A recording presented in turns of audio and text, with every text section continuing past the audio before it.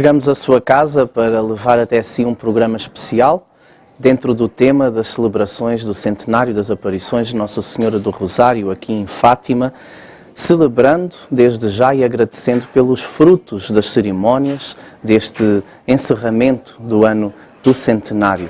Este ano que marca os nossos corações, este ano que leva a cada um de nós esta mensagem de forma eficaz, mas também portadora de uma herança para a Igreja, para a pastoral, para as nossas vidas. No programa de hoje, que pode acompanhar ao longo deste tempo, tenho a graça de ter comigo o Padre Luciano Cristino, ele que é sacerdote há 55 anos desta Diocese, Leiria Fátima, e capelão neste santuário desde 1974. E também com muita alegria recebemos uma vez mais, neste programa que encerra este tempo forte, um dos professores que acompanhou também o início destas celebrações aqui na TV Canção Nova, com muita alegria, o professor Dr. João César das Neves, ele que é professor catedrático da Universidade Católica de Lisboa e que temos a alegria de ter uma vez mais. Sejam muito bem-vindos ao nosso programa. Senhor Padre Luciano Cristino, é uma graça recebê-lo. É uma graça ouvi-lo sempre aqui neste santuário. Acredito que, como eu, muitos portugueses têm este privilégio de sempre participar numa ou outra Eucaristia. A sua voz é-nos familiar, o seu sacerdócio é-nos familiar. Eu começo por lhe perguntar, Sr. Padre Luciano, como é celebrar este centenário das aparições? 100 anos são 100 anos. E eu não esperava chegar ao centenário das aparições. Por graça, cheguei aqui e celebrar este centenário das aparições de Fátima. Graças a Deus. Exatamente. Professor, o centenário das aparições, chegando agora a outubro, não é assim, superou as suas expectativas? Esperava que fosse este tempo forte na Igreja? O que é que ficou mais marcante assim deste tempo? Eu acho que o que fica mais marcante é o início do segundo centenário. Quer dizer, nós não estamos a acabar o primeiro, estamos a começar o segundo. A mensagem está tão atual como era no princípio, talvez até mais. Nós estamos a assistir a estas ameaças à paz, a este medo internacional, a esta situação que no fundo faz ressoar de novo a situação de 1917. Talvez não seja, enfim, estávamos na altura da Primeira Guerra Mundial, agora não nos encontramos assim, mas as ameaças são terríveis. Estamos a tal Terceira Guerra Mundial, exatamente, que é um grande desafio. O Papa João Paulo II veio cá no ano 2000, beatificou os pastorinhos, poucos meses depois houve o 11 de setembro e começou um medo generalizado que se tem ameaçado todos os dias, não é? Quer dizer, nós sentimos isto, é quase palpável, agora os mísseis na Coreia, os dramas à nossa volta. E isto mostra como os avisos que a Senhora veio trazer e, sobretudo, as propostas que a Senhora veio trazer para trazer a paz, para combater o pecado, para salvar os pecadores, são hoje tão sensíveis como sempre. Não é? E, portanto, eu penso que é muito isto. Nós não estamos a acabar o primeiro centenário, nós estamos a começar o segundo centenário. É hoje mais urgente do que nunca. No fundo, é isso que o Papa nos veio dizer. Sim. E é isso que estes peregrinos todos vêm aqui fazer, não vêm acabar nada, vêm começar um novo ciclo. Fala-se muito, não é? E tem-se falado muito do fenómeno Fátima, não é? Este ano todos os olhares voltaram aqui dentro da Igreja, nos jornais, nas diferentes leituras que as pessoas vão fazendo. Este fenómeno de Fátima, este centenário veio de facto despertar o país. Qual a grande consequência deste tempo forte que nós vivemos hoje na Igreja? É assim, o fenómeno de Fátima tornou-se universal, não é? Vêm aqui a Fátima países de muito longe. As estatísticas do santuário são prenhes desta afluência. Em todos os países vêm aqui a Fátima e, sobretudo, da Coreia do Sul. Da Coreia do Sul, Ásia. Exatamente. Professor, este fenómeno tem tido impacto assim na sociedade? Portugal é um bocadinho o vaso de barro, como dizia São Paulo, onde temos guardados o tesouro, não é? Temos sempre dificuldade em achar que somos dignos deste tesouro. E Portugal tem beneficiado muito, é verdade, enfim, a projeção do país no mundo inteiro. Fátima é um sítio onde muitas pessoas, em muitos lados do mundo, imediatamente sabem Portugal, Fátima. É uma coisa que me aconteceu em congressos em vários sítios do mundo. As pessoas, sei Fátima, sei o que é. Portanto, de facto, pôs Portugal no mapa. Nós tivemos um período muito difícil, pouco tempo antes desta crise, foi dramática, e agora a vinda do Papa, enfim, todos estes fenómenos mostraram um país que soube receber os peregrinos, que soube receber o Papa, que vibrou com a visita. E, portanto, Portugal, de alguma maneira, assim, é este candelabro onde Nossa Senhora quis pôr a sua vela, e às vezes temos dificuldade em achar que merecemos esta graça, mas, por outro lado, também é preciso dizer, temos também mostrado ao mundo um interesse, um empenho, uma entrega, uma vida no santuário que não deslustra também esse fenómeno. Quer dizer, há fenómenos, Nossa Senhora apareceu em muito lado, há muitos santuários, poucos têm tido, primeiro dos seus conterrâneos, dos seus vizinhos, uma presença tão intensa como Fátima. Portanto, também aí o testemunho da fé do povo continua a vir e que está-se cá, e é verdade que temos pessoas de muito lado, mas também é verdade que temos muitas pessoas de Portugal, quer dizer, vem muita gente de Portugal, e vem aqui porque sente esta gratidão, vem aqui pedir, vem aqui agradecer, e esse é um fenómeno extraordinário, de facto, e nesse sentido também Portugal se torna grande, simplesmente por poder levar consigo esta grande graça. Um dos pontos altos deste centenário foi a visita do Papa Francisco até Fátima, que veio como peregrino, e a nossa equipa preparou uma pequena peça que nos mostra um pouco do dia 13, o que fomos vivendo nesta peregrinação do Papa Francisco e de tantos portugueses e de tantos milhares de pessoas que se reuniram aqui para celebrar os santos Francisco e Jacinta Marto.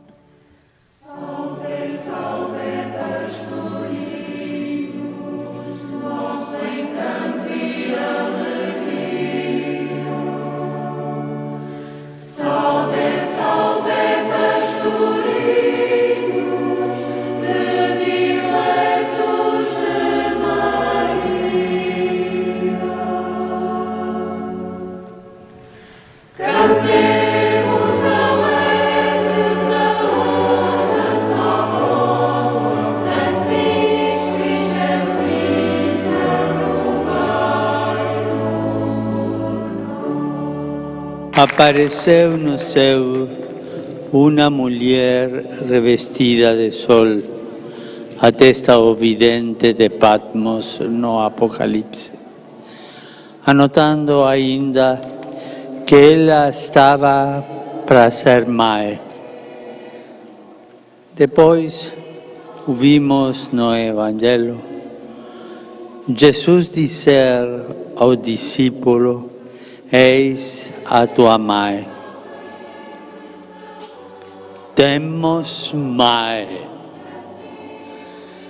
Uma senhora tão bonita, comentavam entre si os videntes de Fátima a caminho de casa, naquele abençoado dia 13 de maio de há 100 anos atrás. E à noite a Jacinta não se conteve e desvendou o segredo a sua mãe. Hoje vi Nossa Senhora. Tinham visto a Mãe do Céu. Jacinta tinha um caráter carinhoso e expansivo. Tocada pelas aparições do anjo e da Mãe de Deus, deixou-se impressionar sobretudo pelo sofrimento dos pobres pecadores e pela missão e sofrimento do Santo Padre.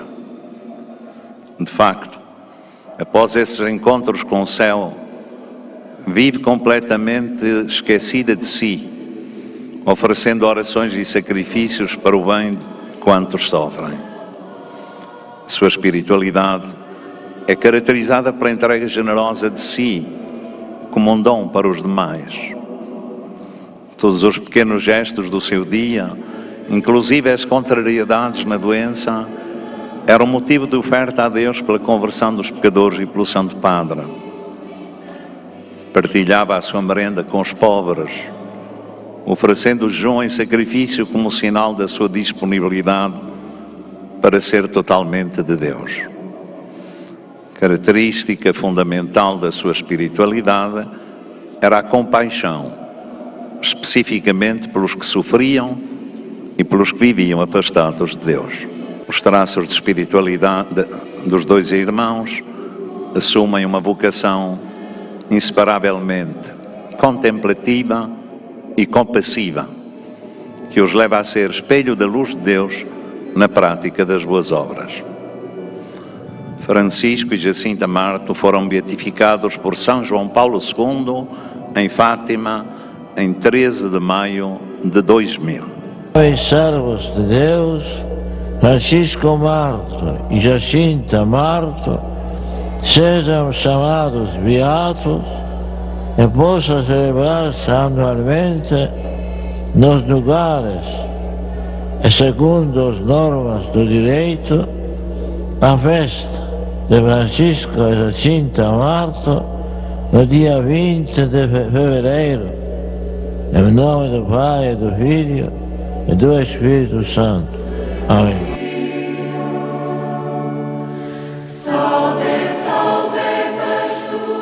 Implorando várias vezes o auxílio divino e ouvido o parecer de muitos irmãos nossos no episcopado, declaramos e definimos como santos os beatos Francisco Marto e Jacinta Marto e inscrevemos-los no catálogo dos santos, estabelecendo que em toda a Igreja sejam devotamente honrados entre os santos, em nome do Pai, e do Filho, e do Espírito Santo. Os seus filhos peregrinos, carinhosa protetora,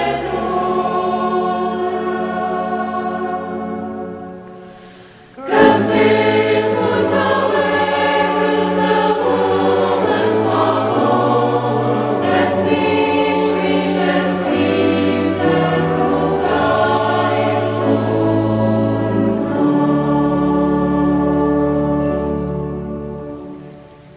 sacrifício e oração foi a vossa vida inteira.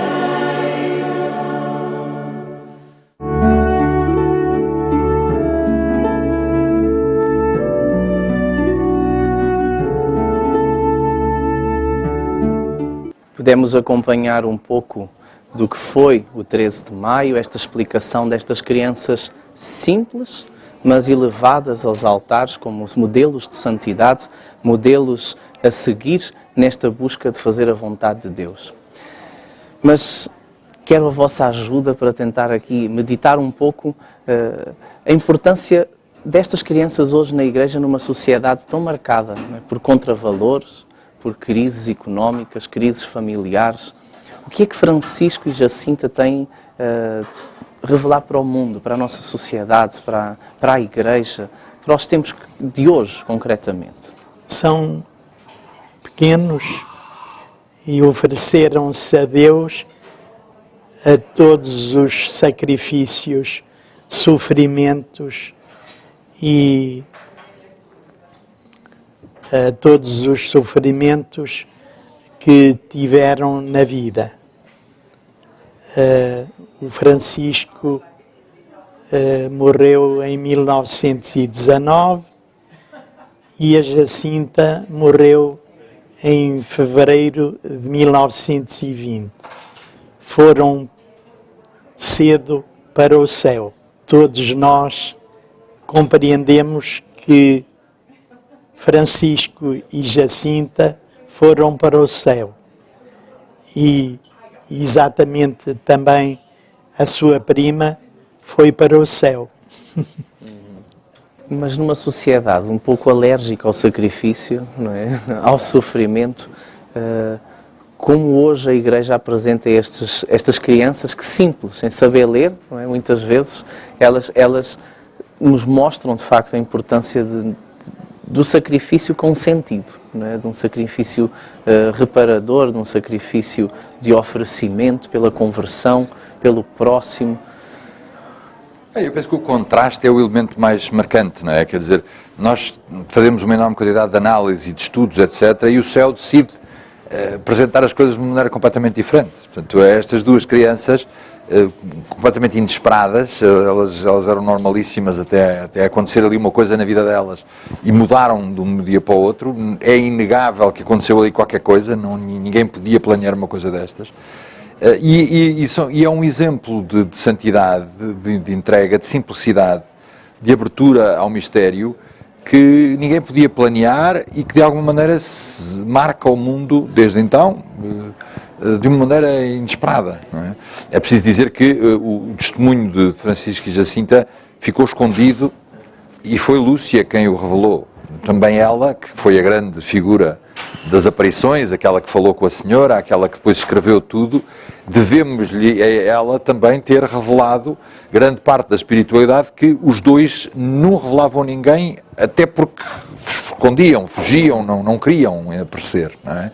E, portanto, se não fosse a Lúcia a contar, se Lúcia não tivesse contado, nós nunca saberíamos esta parte do Tesouro de Fátima, que é uma pequena parte, digamos assim, não tem a ver com a senhora nem com a mensagem, mas tem a ver com dois exemplos de santidade que acabaram por polarizar o centenário. O centenário, de facto, ficou dominado pela canonização, tal como o jubileu do ano 2000 tinha sido dominado pela beatificação, mas muito disto, eu diria quase a totalidade disto, há mais alguns testemunhos, mas o essencial é aquilo que a Lúcia escreveu nas suas memórias e que de repente revelou uma vida espiritual e uma relação com Deus, mesmo na diferença dos caráteres das duas crianças, que não, de outra maneira não teríamos nunca, não é?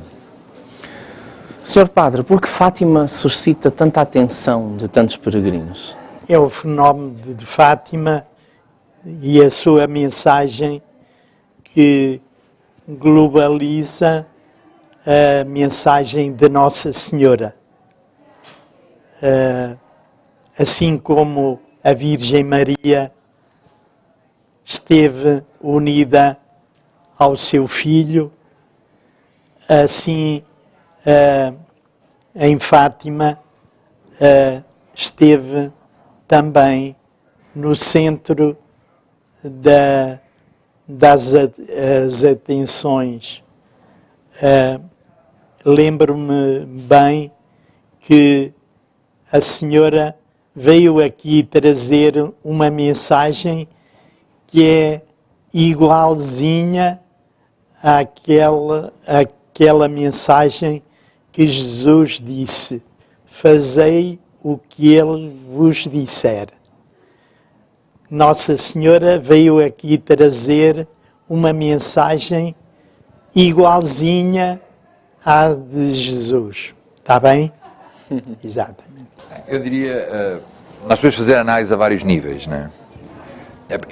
Enfim, acho que é um bocadinho atrevido dizer isto, mas aquela cavalgada extraordinária que nós tivemos desde a primeira viagem do Papa João Paulo II aqui, sim, em 82, não é? Na sequência do atentado, depois veio segunda vez em 91, veio terceira vez no ano 2000, e isto pôs Fátima no centro do pontificado de João Paulo II, pôs no centro da Igreja, não é?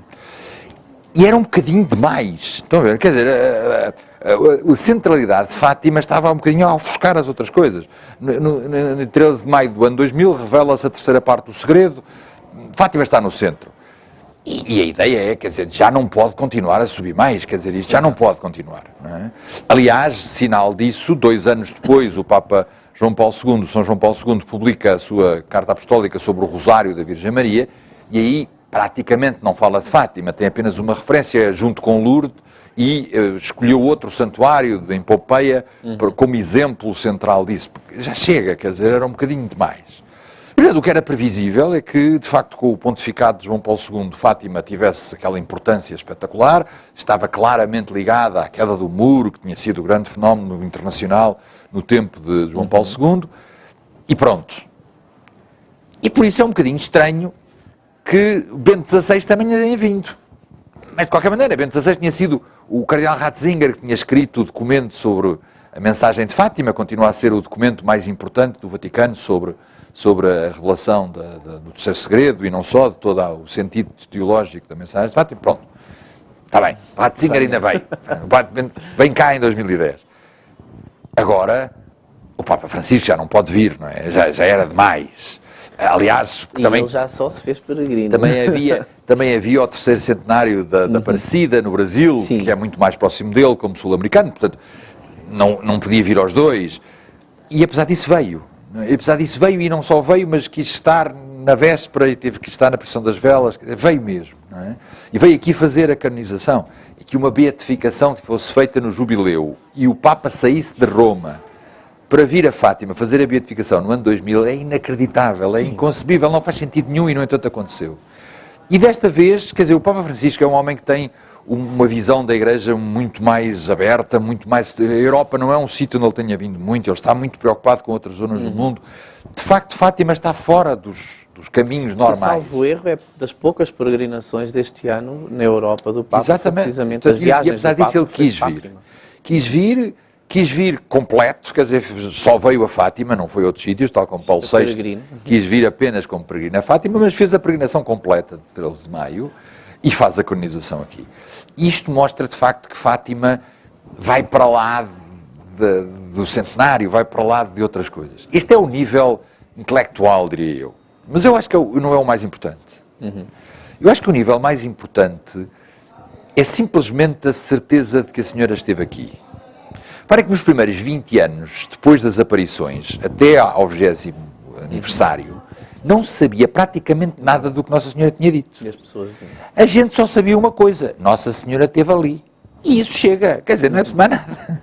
O povo começou a vir em quantidades enormes, cada vez maiores, simplesmente porque sabia que Nossa Senhora tinha estado aqui. E é, no fundo, a razão porque as pessoas cá vêm. A esmagadora maioria das pessoas que aqui estão, isto não quer dizer que não haja um enorme trabalho sobre teológico, sobre a mensagem, sobre o testemunho de santidade dos pastorinhos, tudo isso é muito verdade e uma grande parte do tesouro. Mas o elemento central é, Nossa Senhora esteve aqui, quer dizer, a preocupação, temos mãe, como dizia o Papa na sua homilia, temos mãe, quer dizer... Se calhar foi a frase das mais fortes, desta peregrinação, é esta certeza da mãe. É um grito, este Papa Francisco dá muitos gritos, que ele gosta, e é mais um grito que ele deu, temos mãe, e é no fundo esta certeza, quer dizer, a senhora viu o mundo como ele estava e quis vir cá abaixo e ouve-nos, está aqui connosco, e é por isso que as pessoas cá vêm, não é? Portanto, a razão porque Fátima é este fenómeno e que cresce cada vez mais e que vai começar para o ano na mesma, não é o facto de ser o centenário que vai deixar as pessoas de cá vir. Tem muito a ver com isto e apenas a ver com isto. Isto é o elemento central. Não é? Falamos de pessoas que cá vêm, pessoas que vão vindo ao longo deste tempo e vamos entrar em algo que é também, que eu acredito que seja um mistério, não é? O peregrino de Fátima, não é? Temos a honra de ter aqui um capelão há quantos anos aqui no santuário, uma boa parte do seu sacerdócio contempla este espaço, não é? E acredito que tem muita propriedade para nos ajudar a uma reflexão. O perfil do peregrino de Fátima, ele foi mudando, houve uma evolução, ou de facto vê-se esta fé simples, não é? Como é que nós poderíamos falar quem é o peregrino de Fátima? Na sua experiência de sacerdote? Eu posso refletir em termos pessoais. Fui adquirindo o sentido do peregrino nas minhas na minha atividade pastoral é sobretudo na reconciliação que nós vemos a afluência dos fiéis a pedir o perdão. E eu sinto-me o mais humilde peregrino entre os peregrinos, não é? Eu recordo-me que... Eu tinha 8 meses de idade quando os meus pais fizeram a promessa de vir aqui. No dia 13 de maio de 1939. Eu não me recordo disso, tinha 8 meses, mas felizmente nasci numa família cristã e mariana também. E senti-me um peregrino de Fátima desde o princípio. Agora tenho 79 anos e não me reconheço de outra pessoa. Está bem? Que bonito. O peregrino. Eu acho que os peregrinos de Fátima têm uma enorme diversidade, quer dizer, vem o povo mais humilde e vem os mais poderosos, vêm pessoas de muitos estratos, desde sempre, quer dizer, é um fenómeno que aconteceu desde o princípio. Já logo nos primeiros documentos que temos, vemos que há uma grande diversidade nas pessoas que cá vêm. Não há um traço comum, vêm as pessoas pelas razões mais variadas. Talvez haja um elemento de, nos últimos tempos, apareceram o leste da Europa, que não vinha nos primeiros tempos, não podia vir. Depois da queda do muro começou a vir a Rússia, começou a vir todos os países. Mas agora vem da Ásia, vem de outros lados, vem de muito sítio, não é? Fátima transformou-se num fenómeno do mundo, enfim, desde o princípio o Cardeal Sargé dizia que era o altar do mundo, e de facto assim é o lugar onde o mundo vem aos pés de Nossa Senhora. Ela veio aqui falar do mundo inteiro, veio aqui falar não de uma zona, mas de todo o planeta, dos dramas que afetaram neste terrível século XX o mundo inteiro, e o mundo vem cá todo. Acho que é muito evidente, enfim, nunca fiz estudos, nem conheço estudos, eu sei que há, mas não conheço sobre, enfim, sociológicos, mas penso que é muito claro esta enorme diversidade de pessoas que aparecem por aqui pelas razões mais variadas. Alguns vêm até por engano e depois acabam por ficar. Já aconteceram muitos casos destes. A Senhora chama pessoas de maneiras mais variadas e este mistério continua a ser. E muita gente que sente aqui, todos nós sentimos isso, mas quer dizer, mesmo pessoas que não estão preparadas para isso, que não têm, e que no entanto sentem aqui uma espiritualidade, uma presença que faz de Fátima o que ela é, de facto.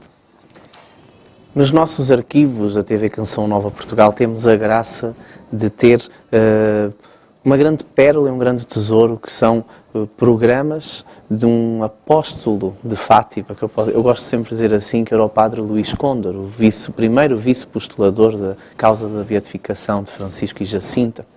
E nós vamos acompanhar um pouco uma entrevista em que ele aborda esta iniciativa de Maria de estar aqui em Fátima.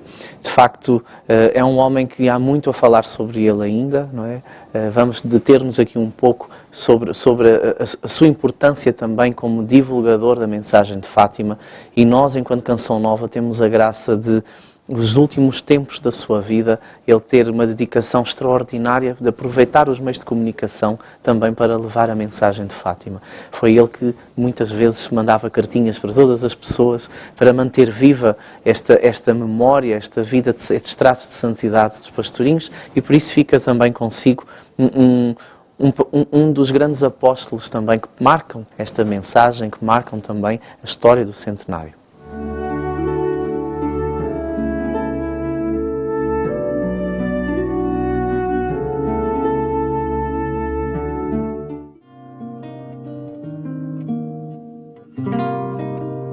Nas aparições de Nossa Senhora, ela própria revelou a sua própria missão. para o nosso tempo. A colaboração do seu coração imaculado na salvação do mundo predisse para os pequenos pastorinhos e para nós também, por seu intermédio, que haverá heresias muito graves no mundo e na Igreja, erros e mudanças sociais em todo o mundo. A Igreja vai ser submetida a umas provas muito grandes, principalmente na pessoa do Supremo Sacerdote, que é o Santo Padre. Depois vêm graves provações para ele e, principalmente, que as almas se encontrarão em grande perigo de se perderem.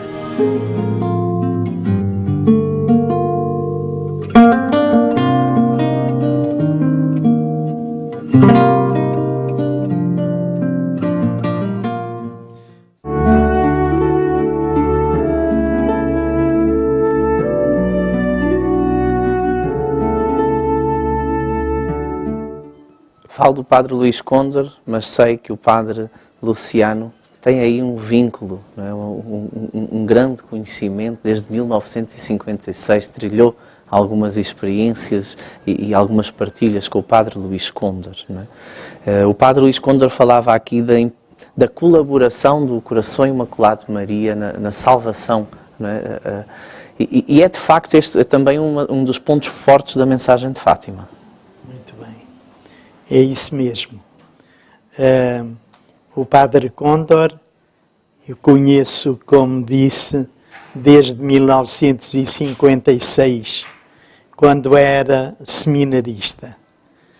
Foi recebido na Praça Rodrigues Lobo, em Leiria. Foi pela invasão da Hungria. E foi conhecendo o Padre Condor depois disso. E tive muitos diálogos com ele, muitas conversas, muita intimidade com ele. Falava-nos dos pastorinhos e principalmente da irmã Lúcia, quando tinha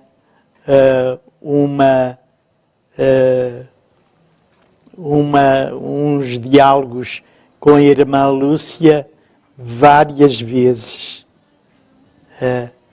E fui descobrindo que o Padre Condor foi descobrindo na mensagem de Fátima essa colaboração do coração de Maria com o coração de Jesus. E a mensagem de Fátima, ela torna-se atual, não é? De repente,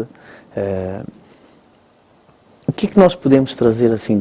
Este centenário contribui de alguma forma para atualizar a mensagem de Fátima? Chamar a atenção para o Evangelho, como disse o Padre Luciano há bocadinho, não é?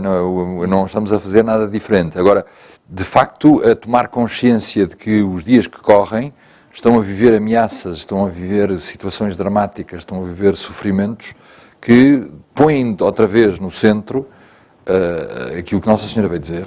Quer dizer, rezar o terço todos os dias é hoje mais urgente do que alguma vez foi, porque estamos com ameaças brutais à nossa volta, não é? Sacrificar-nos para os pecadores, consagrar-nos ao Imaculado Coração de Maria, a devoção ao Imaculado Coração de Maria nestas questões que cada vez são mais dramáticas a todo o lado, e a Europa e o mundo estão a viver momentos muito angustiantes de muita natureza, que nós julgávamos que já estavam vencidos, que já tinham acabado e que retomam todos os dias, com uma certeza que talvez seja hoje mais intensa do que era antes, porque hoje as pessoas têm mesmo medo, quer dizer, o medo das crises, o medo do terrorismo, o medo das guerras, o medo dos mísseis, estes medos que nós estamos a assistir à nossa volta, que têm uma carga muito forte, precisamente por aquilo que a senhora falou e que veio já a verificar-se, enfim, as profecias de Fátima estão cumpridas. O Papa disse-o, o Cardeal Ratzinger também repetiu, o Cardeal Bertone disse o mesmo, portanto já está tudo cumprido. Mas o facto, essa parte, que no fundo foi a parte que ficou escondida, porque é a parte do segredo e que não se revelou, não é a parte mais importante.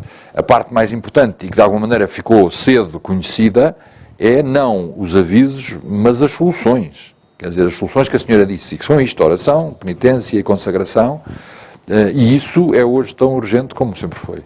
E, portanto, este centenário pode, de alguma maneira, chamar de novo a atenção para as pessoas deste caminho, desta solução que não é óbvia. Quer dizer, nós quando vemos estes dramas dos mísseis, do terrorismo, da crise, etc., viramos-nos sempre para as soluções técnicas, para a diplomacia, e isso é importante fazer, evidentemente, não estou a dizer o contrário. Mas a senhora veio-nos dar um outro caminho, uma outra solução, que no fundo é mesmo a última hipótese. Quer dizer, já estamos a chegar aos limites do falhanço destas várias outras soluções técnicas, e portanto esta nossa certeza de que, diante da senhora, que nos salvou Portugal da Segunda Guerra Mundial, que libertou já o mundo da ameaça do comunismo, a senhora que, quando nós finalmente fizemos a consagração da Rússia, como ela tinha pedido, de momento, de repente, desaparece uma ameaça terrível, está disponível para nos ajudar, temos só que aplicar o que ela disse, para repetir o que ela disse. E, portanto, este é o aspecto mais importante, diria eu, e de uma atualidade que não podia ser maior. Posso dizer, Padre Luciano, que é tempo de aprofundar agora este apelo à oração nos tempos que correm? A mensagem de Fátima é sempre antiga e nova. Podemos explorar na mensagem de Fátima os aspectos teológicos e menos teológicos. E podemos aprender assim na leitura da mensagem de Fátima, sobretudo pelos livros da Irmã Lúcia, e descobrimos sempre um aspecto menos segredo, não é? Exatamente. E depois, quando lemos, sobretudo, as memórias da Irmã Lúcia, vamos descobrindo em cada passo aspectos novos. Quer acrescentar algo? Não, eu talvez dizia que este primeiro centenário foi centrado nos dois pastorinhos, na Jacinta e no Francisco, e provavelmente este segundo centenário começa agora, vai ser o centenário da Irmã Lúcia, quer dizer, este segundo século de Fátima estará centrada nesta figura que nós ainda conhecemos muito pouco, porque de facto ela esteve em clausura, se começam agora a sair algumas coisas, foi revelado no documento, no livro que foi publicado pelo Carmelo, que ainda há um livro que ela escreveu e que nós não conhecemos ainda, não está publicado. E, portanto, há ainda muita coisa para obter, né? E provavelmente, enfim, começa agora o processo de beatificação, enfim, já está a andar, mas vamos ter agora também o processo de beatificação da Irmã Lúcia e o conhecimento da santidade dela, que de alguma maneira ficou escondido, porque, como eu dizia há bocadinho, ela manifestou a santidade dos primos, mas não manifestou a sua própria santidade, escondeu-se atrás. E por isso ficou também essa parte do tesouro de Fátima, que não é o mais importante é Nossa Senhora e o que ela disse, mas também aqui faz parte desta graça de Fátima, agora começarmos a conhecer um bocadinho melhor uma personalidade, que é uma personalidade que nós todos vimos, digamos assim, esteve visível durante muito tempo, mas sempre escondida, sempre desconhecida, sempre sem nunca aparecer à frente. E é finalmente necessário começarmos agora também a aprender aquilo que a Irmã Lúcia nos tem para dizer e certamente haverá muito documento, e o Padre Luciano que vai trabalhar ainda muito, é ele o grande depositário destes tesouros de Fátima, foi durante muito tempo coordenador deste centro de documentação e continua a ser talvez a pessoa viva que mais sabe sobre Fátima. E também aqui terá muito que fazer, porque ninguém como ele poderá fazer esta interpretação. fica aqui a deixa para a segunda parte do nosso programa, não é? Já é hora também de fazer um breve intervalo. Convido a si que nos acompanha pelo sistema Canção Nova de Comunicação, a si que nos ouve pela rádio, a si também que nos acompanha pela internet, a ficar um pouco mais, não é? Fazer aqui uma pequena pausa, porque vamos falar de facto de Lúcia, não é? Lúcia é de facto uma nova página que se vai abrir na mensagem. A dimensão da misericórdia é aí também uma das novidades que eu creio que vamos viver aqui em Fátima também. Connosco duas sumidades, posso dizer assim, que nos ajudam a entender o lado social, mas também o lado aqui do próprio santuário, da pastoral, o quanto nós temos a aprender e a atualizar para a nossa vida a mensagem. Voltamos daqui a pouco, fico connosco, já aproveitando para agradecer também ao Hotel Santa Maria a amabilidade uma vez mais de aqui estarmos para partilharmos estes programas especiais.